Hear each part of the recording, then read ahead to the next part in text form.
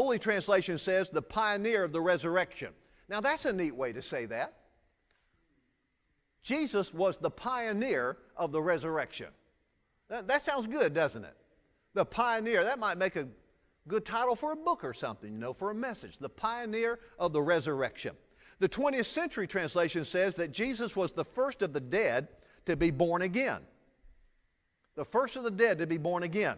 So if you look at the next point in your notes there, I have a question there. And the question is, when was Jesus born again?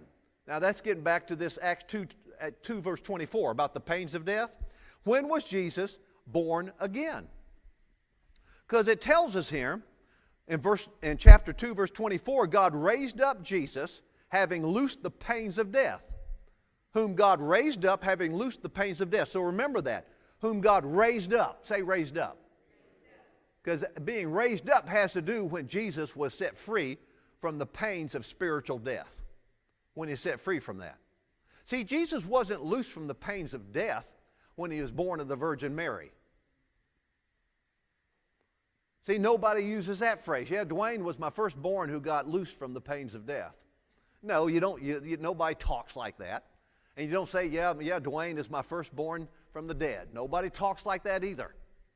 Because this is about, those are spiritual terms, not physical terms. Now, turn over to Psalm 2. These scriptures are in your notes, but I want you to look at them. Let's go over there. Psalm chapter 2. Let's go look at something over here. Psalm chapter 2.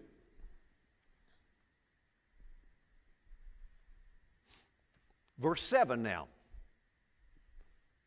This was hundreds of years before Jesus died and arose from the dead.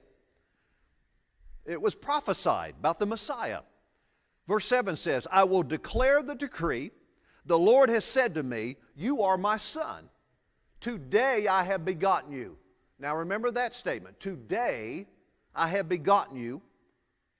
Today I have begotten you. You are my son. Today I have begotten you. So the question is, what does that word today mean? When is he referring to the word today? Because he said, today I have begotten you. To be begotten means to be born of, doesn't it? So when Jesus became the firstborn from the dead, or God loosed the pains of death from him, was whenever today is. Well, if you go over to Acts 13, go back now to Acts 13, tells us when today is referring to. It's not when Mary gave physical birth to him. Acts chapter 13, listen as Paul was preaching a message over here in this chapter.